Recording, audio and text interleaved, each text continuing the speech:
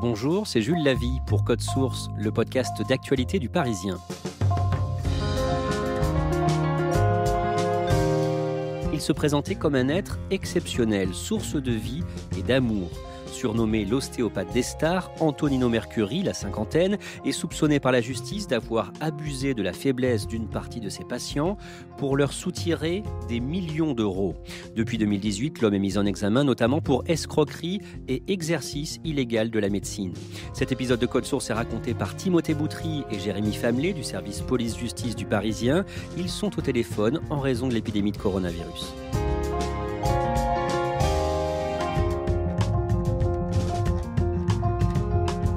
Timothée Boutry, le 19 juin 2018, les policiers perquisitionnent l'appartement d'Antonino Mercuri et de son compagnon. Qu'est-ce qu'ils découvrent ?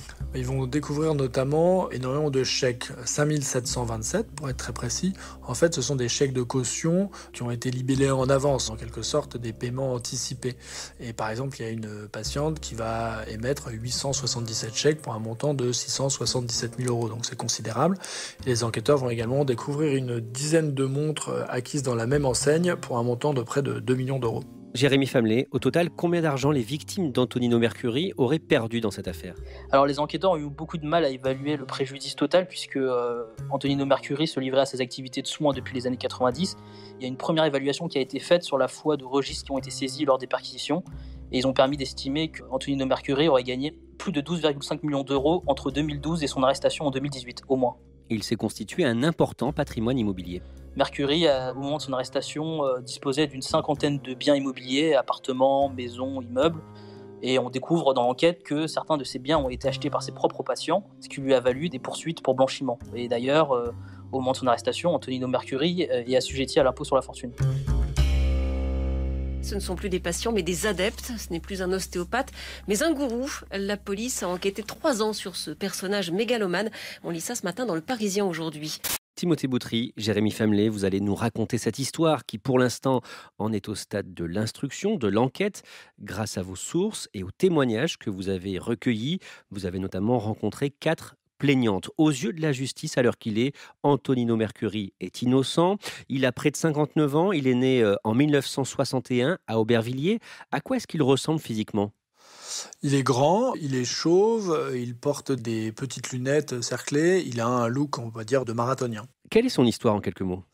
Il est natif d'Aubervilliers, il est d'un milieu modeste, une famille d'immigrés italiens, et les enquêteurs constatent d'ailleurs qu'il éprouve une soif de revanche sociale en fait. À l'origine, il voulait être architecte, mais il n'a pas pu mener à bien ces études-là, et finalement, il va s'orienter vers autre chose. Il a du charisme, une certaine forme de magnétisme ?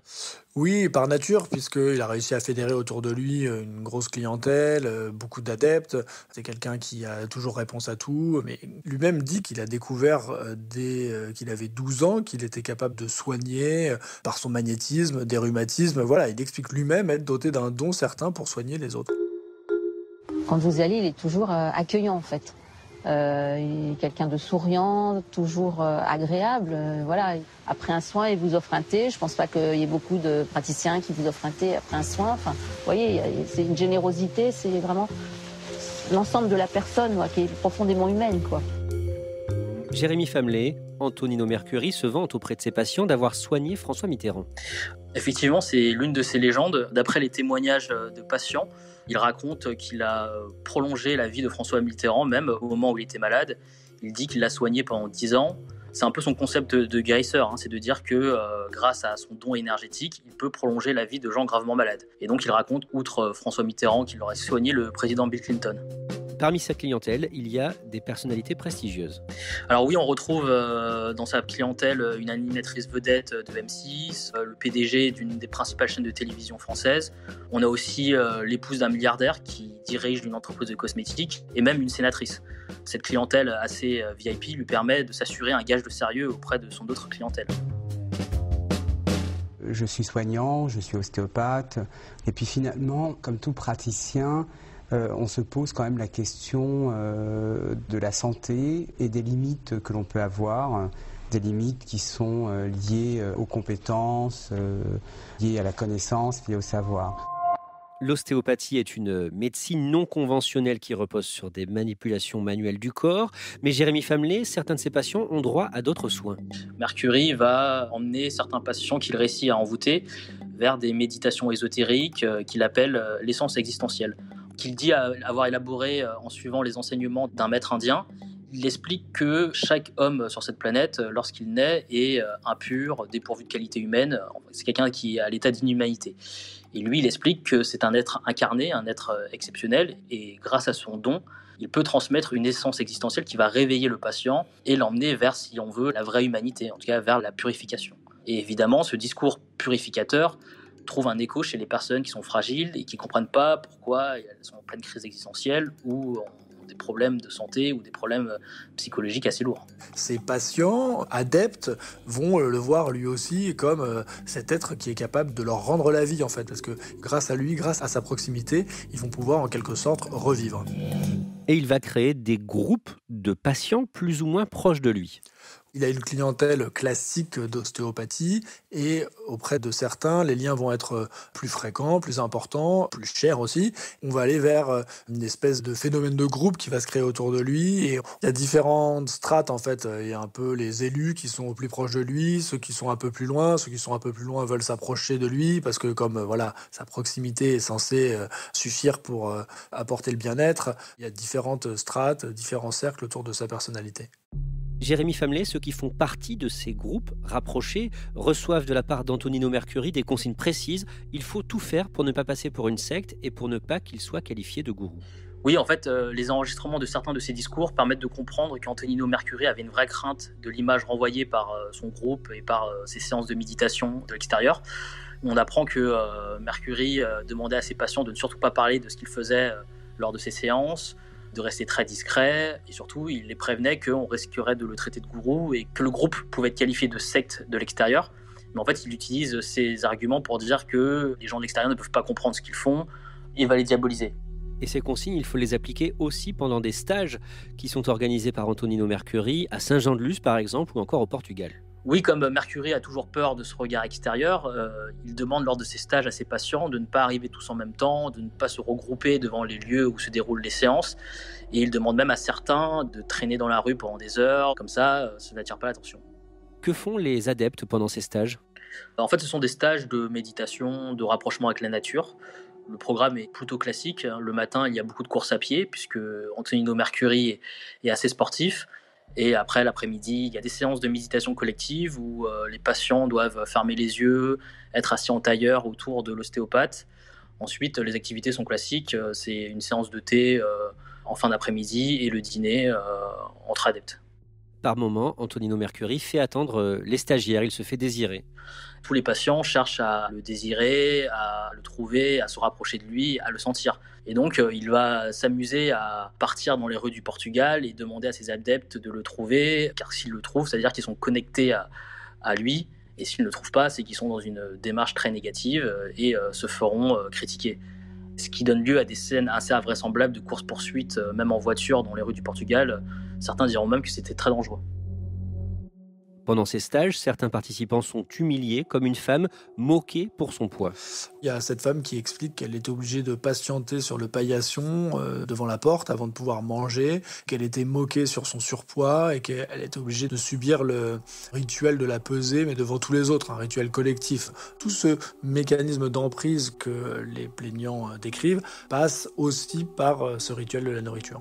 Il peut jeter la nourriture qu'on lui prépare, puisqu'il exigeait d'avoir ses propres aliments préparés d'une certaine manière avec ses propres couverts. Il disait que lorsqu'un aliment ne lui plaisait pas, que l'aliment était rempli de charges négatives et que le patient n'avait pas suffisamment appliqué ses enseignements, il pouvait traiter d'autres patients d'idiots, les exclure du repas, même si le patient en question avait organisé le repas. Et une adepte racontera même avoir été traitée de lentille parce que le Mercuri estimait qu'elle était trop lente et trop idiote. Et au cours d'un repas, Antonino Mercuri va se livrer à une étrange mise en scène. Oui, en fait, il a mis une frite aux enchères. Ça peut paraître totalement ubuesque, mais voilà, c'est une frite qu'il avait fabriquée, entre guillemets. Et il y en a un qui a mis 4 000 € pour acheter cette frite. Ces soins, ces stages, ils sont chers ? Alors au départ, les soins énergétiques d'Antonino Mercuri pouvaient coûter entre 120 et 240 €. Mais au fil des années, la gamme d'offres que va proposer l'ostéopathe va clairement dériver vers des séances de méditation, des séminaires qui peuvent être facturés des milliers d'euros. Il y a aussi ces forfaits de soins à distance. Certains expliquent qu'ils ont pu payer pour avoir juste un SMS de Mercury en pensant que ça leur serait bénéfique. Certains aussi suivaient les stages au Portugal en restant en France car ils pensaient pouvoir se connecter au groupe par le biais de méditation. Et Mercury, qui va élargir encore plus son offre, va aussi proposer des séances de coaching professionnel facturées, là encore, des milliers d'euros. Mais là où cela devient très inquiétant, c'est que Antonino Mercury va imposer à certains de ses patients des soins obligatoires, des soins à suivre tout au long de l'année qui coûtent extrêmement cher. Et il va même proposer à certains des forfaits de ce qu'il appelle la full constance, c'est-à-dire pouvoir être connecté en permanence avec lui. Ce sont des forfaits mensuels extrêmement chers. Et par exemple, un couple de patients aisés va raconter aux enquêteurs qu'ils gagnaient 25 000 euros à deux par mois et qu'ils reversaient 20 000 euros de leur salaire chaque mois à Antonino Mercury. De nombreux patients sont obligés de cumuler les emplois. Alors, les plaignants tous expliquent que des cadres se retrouvent à se lever très tôt le matin pour aller faire les marchés. Pour faire face à cet accroissement des dépenses, il faut récupérer de l'argent partout où on peut. Il demande aussi aux stagiaires de payer les charges des maisons ou des appartements où se déroulent les sessions. Il impose à ses patients lors des séminaires à l'étranger ou en France de payer la taxe d'habitation, de payer parfois le loyer, en expliquant que ces maisons où se déroulent les stages, il les a achetées exprès pour ses patients, il est même généreux, donc il est normal que les patients cotisent dans l'entretien de ces maisons. Et même certains adeptes vont faire les petites mains gratuitement, le ménage, le repassage, la cuisine, pour Antonino Mercury. Jérémy Famelet, officiellement, Antonino Mercury n'a pas de relation sexuelle avec personne. Il est trop pur pour cela. Oui, il se présente comme quelqu'un d'asexué, comme quelqu'un d'élevé spirituellement, bien au-dessus de ses bas instincts. Pour lui, le sexe, c'est de la gymnastique. Il dit que le seul véritable amour, il n'y a que lui qui peut le donner. L'une de ses adeptes va raconter que pour elle, Antonino Mercury ne pouvait pas avoir de relation sexuelle parce que sinon il ne pourrait pas soigner correctement. Jérémy Famelet, on l'a dit au début de cet épisode, en fait, Antonino Mercury a un compagnon, Adrien, qui a 23 ans de moins que lui et qu'il a vu pour la première fois à l'occasion d'une séance d'ostéopathie quand Adrien avait 13 ans. Cette relation, elle était totalement ignorée des autres patients qui l'ont découverte a posteriori. En fait, Adrien, c'est un jeune homme de 36 ans aujourd'hui qui a été mis en examen dans le cadre de l'enquête puisqu'il est considéré comme son associé. Mais il était également effectivement son ancien patient. Quand il n'avait que 13 ans, Adrien, il a rencontré Mercury parce qu'il avait de graves problèmes de santé. Il pense que Antonino Mercury l'a sauvé et les parents d'Adrien le pensent aussi puisque tous deux sont aussi des patients très fidèles d'Antonino Mercury. Et leur relation amoureuse a débuté quand il avait 18 ans. Oui, il s'est mis en couple avec Antonino Mercury dès qu'il a eu l'âge adulte. Et aujourd'hui encore, Adrien défend farouchement celui qu'il appelle son mari et défend ses enseignements. Jérémy Famelet, Antonino Mercury va aussi régenter la vie personnelle de certains de ses patients. D'après les témoignages qui ont été recueillis par les policiers, il va briser de nombreux couples, il va opposer des patients à leurs conjoints pour mieux asseoir son emprise. Et un adepte va même le décrire aux enquêteurs comme un véritable conseiller familial. Par exemple, l'un des patients va raconter aux enquêteurs qu'Antonino Mercury l'a poussé à demander à son propre enfant s'il préférait son père ou sa mère dans le cadre d'un divorce. C'est dire à quel point il s'immisçait dans la vie privée de ses patients et régentait leur vie.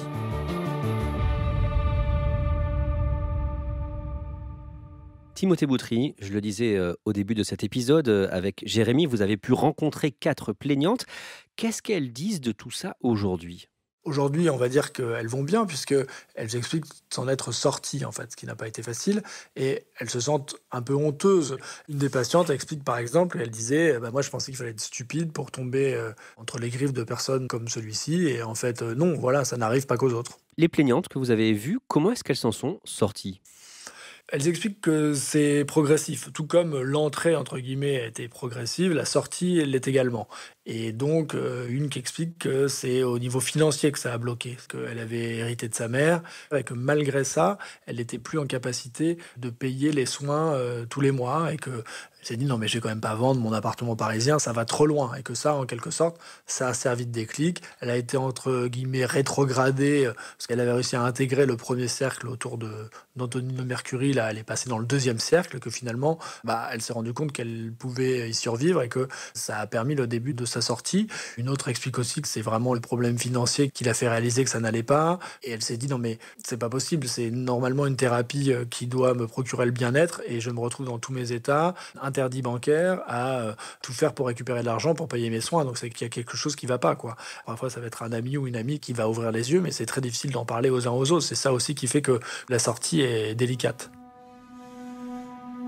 Jérémy Famelet, les victimes disent aujourd'hui qu'elles ont perdu beaucoup plus que de l'argent, même si les sommes sont énormes. Certaines victimes disent qu'on leur a volé leur vie. Oui, c'est un peu le dernier stade de l'emprise psychologique. C'est ce que les enquêteurs ont appelé l'assujettissement de soi. En clair, comme les victimes veulent à tout prix bénéficier de l'énergie transmise par Antonino Mercuri, elles concentrent toute leur vie autour de lui. En fait, elles s'oublient complètement. Certaines diront qu'elles ont perdu entre 20 et 30 années de leur vie en étant patientes d'Antonino Mercuri. On parlait de François Mitterrand au début de ce podcast. C'est vrai qu'il l'a soigné ? Oui, il a bien rencontré François Mitterrand, mais pas du tout dans les conditions dans lesquelles il se prévalait auprès de ses patients. En fait, il a été présenté à François Mitterrand par l'ancienne chef de la communication de l'Élysée, qui était elle-même sa patiente, et il ne l'a rencontré qu'à 2 reprises en 1994 pour des soins énergétiques. Il l'a vu une dernière fois la même année alors que François Mitterrand était gravement malade. Il a insisté pour pouvoir le voir à l'Élysée, à son chevet, car il voulait se présenter comme un passeur d'âme. Et lorsque les enquêteurs ont retrouvé l'ancienne chef de la communication de l'Élysée, elle va clairement démonter la légende que s'était faite Mercuri, selon laquelle il aurait prolongé la vie de François Mitterrand. Elle va même se souvenir que c'était un jeune homme très arrogant et très immature devant le président. Elle-même raconte aujourd'hui qu'elle s'est éloignée de Mercuri il y a bien des années, car elle ne cautionnait plus ses enseignements. Timothée Boutry, d'autres patients le soutiennent encore aujourd'hui. Est-ce qu'on sait pourquoi ? Sans doute parce qu'il n'a pas la même attitude avec toute sa patientèle, en fait. Et aussi parce que, vraisemblablement, de nombreux de ses patients sont satisfaits par les soins qu'il leur prodigue. D'ailleurs, c'est toute la défense d'Antonino Mercuri. Il dit il y a 5 plaignantes, mais moi, j'ai une patientèle qui est beaucoup, beaucoup plus importante. Il a produit énormément d'attestations de patients qui sont très satisfaits de ses soins et qui le soutiennent. Mais vraisemblablement, c'est parce que tout le monde n'a pas été pris en charge de la même manière, en fait. Antonino Mercuri a passé plusieurs mois en détention provisoire avant d'être libéré sous contrôle judiciaire. Il en est où aujourd'hui judiciairement ? Il est toujours mis en examen. Il explique qu'il a été très marqué par sa détention provisoire. L'instruction se poursuit. Alors lui explique d'une part qu'il n'a rien fait de mal et qu'il est effectivement doté d'un don et qu'il soigne vraiment ses patients.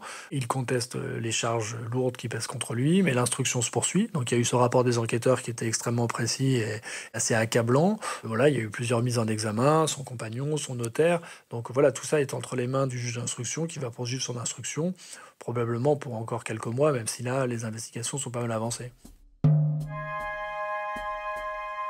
Jérémy Famelet, Antonino Mercuri, il exerce encore aujourd'hui ? En tout cas, son contrôle judiciaire ne lui interdit pas d'exercer des activités d'ostéopathe. Mais il a connu de nombreux problèmes de santé que lui impute à ces 4 mois qu'il a passés en détention provisoire. Il est surtout aujourd'hui très actif dans sa défense avec ses avocats. On a été faire un tour sur sa page Google et il a des avis excellents en tant qu'ostéopathe. Oui, récemment encore, des patients ont publié des commentaires dithyrambiques sur sa page Google et disent l'avoir consulté récemment, notamment au cours de l'automne 2019. On lit par exemple « excellent ostéopathe, très humain et à l'écoute », des commentaires vraiment élogieux aux antipodes des accusations qui lui valent d'être mis en examen aujourd'hui. Antonino Mercuri est mis en examen depuis 2018 pour abus de faiblesse, escroquerie, blanchiment et exercice illégal de la médecine. Il n'a pas été jugé, il est donc présumé innocent. Merci Jérémy Famelet et Timothée Boutry. Code Source est le podcast d'actualité du Parisien, disponible chaque soir du lundi au vendredi. Cet épisode a été produit par Marion Botorel et Thibault Lambert. Réalisation Alexandre Ferreira. Si vous aimez Code Source, n'hésitez pas à en parler sur les réseaux ou à vos amis, à laisser des petites étoiles sur votre application de podcast. N'oubliez pas de vous abonner pour ne rater aucun épisode. Et puis pour vos retours, vos questions, n'hésitez pas à nous écrire codesource@leparisien.fr.